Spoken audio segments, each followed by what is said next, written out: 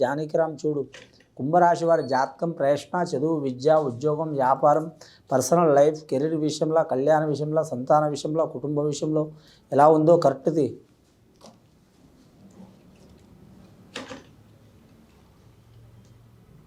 కుంభరాశి వారి జాతకంలో చెప్పాలంటే అండి వారి పేరు మీద శంకరుడు పార్వతి వినాయకుడు వచ్చిండు, సర్వదేవతలు వచ్చిండ్రు, రాజయోగం ఉంది వారి జాతక బలానికి. కుంభరాశి వారికి ఎల్నాటి శని ప్రభావం ఉన్నా కానీ గురుబలం ఉన్నదండి వారి పేరు మీద. పట్టిన పట్టు వదలరు, ఎక్కిన గుర్రం దిగరు, ఒక పని అనుకున్నారంటే చేసేదాకా వదిలిపెట్టరు, మొండి పట్టుదల చాలా ఉంటుంది, నాయకత్వ లక్షణాలు ఉంటాయి వారి పేరు మీద. భయపడే గుణం ఉండదు వారి జాతకానికి, ఆత్మవిశ్వాసం చాలా ఉంటుంది. ముఖ్యంగా కుంభరాశి వారికి ఆదాయం ఖర్చు మాత్రం చాలా వరకు అనుకూలం ఉన్నదండి. ఆదాయం 8 అయితే ఖర్చు వారి జాతకంలో రూ. 6 2 లాభం. సాయం చేసేది 7, ఇబ్బందులు పెట్టేది 4, వారికి 3 సాయం చేసే అవకాశం ఉంది. నవగ్రహాల్లో వారికి మాత్రం 5 గ్రహాలు అనుకూలంగా ఉన్నాయండి, 4 గ్రహాలు అనుకూలంగా లేవు. ముఖ్యంగా మాత్రం శని ఎల్నాటి శని ప్రభావం ఉంది. కానీ మాత్రం ఇల్లు అమ్మటం కానీ కొనటం కానీ స్థానం మారటం కానీ లేదా మాత్రం ఒక ప్రాణ నష్టం తప్ప అన్ని జరిగే అవకాశాలు ఉన్నాయండి. అలాంటి సంఘటనలు చిక్కులు చికాకులు వెళ్ళిపోవాలంటే మాత్రం వీలైతే వీరు మాత్రం మన తెలుగు రాష్ట్రాల్లో మాత్రం ఖచ్చితంగా మాత్రం తూర్పుగోదావరి జిల్లా మందపల్లి అనే గ్రామం ఉంది. శనేశ్వరాలయంలో మాత్రం శనేశ్వరుని శాంతి పూజ చేయించుకోవడం చాలా మంచిది. అలా వేరు కాలేని వారు మాత్రం షిరిడి ప్రాంతంలో మాత్రం శని సింగణాపూర్ అనే ఊరుంది. అక్కడైనా పోయి మాత్రం శనేశ్వరునికి శాంతి చేయించుకోవడం చాలా వరకు శ్రేయదాయకం. ముఖ్యంగా రాజకీయ నాయకులు కూడా కలిసి వచ్చే అవకాశం ఉంటుంది. అలాగే మాత్రం సెలబ్రిటీలకు కలిసి వచ్చే అవకాశం ఉంటుంది. అలాగే సామాన్య మానవులు కూడా చేయొచ్చు. కానీ అలాగే వ్యాపారస్తులు కూడా కలిసి వచ్చే అవకాశం ఉంటుంది.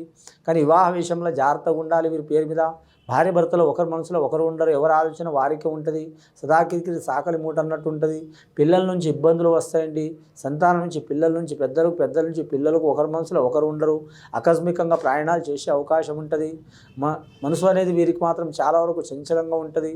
వీరికి పట్టుదల అధికం ఉంటుంది, తెలివి అధికం ఉంటుంది, అందరికి మంచి చేయాలనే ఆలోచన ఉంటుంది. కుంభరాశి వారికి కానీ మాత్రం వీరికి నమ్మిన వారే మోసం చేసే అవకాశం ఉందండి. డైరెక్ట్ శత్రువులు ఎవరు ఉండరు వీరికి. కానీ వీరికి మాత్రం మంచిగా ఉండి దెబ్బతీసేవాళ్ళు, నమ్మక ద్రోహం చేసేవాళ్ళు చాలామంది ఉంటారండి. కళాకారులకు మాత్రం కలిసి వచ్చే అవకాశం ఉంది. సినీ కళాకారులు, టీవీ కళాకారులు, రంగస్థల కళాకారులు తప్పకుండా కలిసి వస్తుంది. విద్య విషయంలో, ఉద్యోగ విషయంలో కూడా కలిసి వచ్చే అవకాశం ఉంది.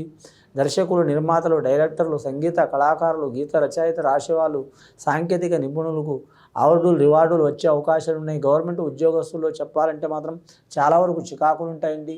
కొందరికి ఆకస్మికంగా మాత్రం ఉద్యోగ ప్రాప్తి వస్తుంది, కొందరికి ఆకస్మికంగా ఉద్యోగం వారు రాజీనామా చేసే అవకాశం ఉంటుంది. లేనిపోని అబండాలు, చిక్కులు చికాకులు వస్తాయి. వారి జాతకంలో చూడాలంటే మాత్రం నిరుద్యోగులు శుభవార్త వినే అవకాశం ఉంది.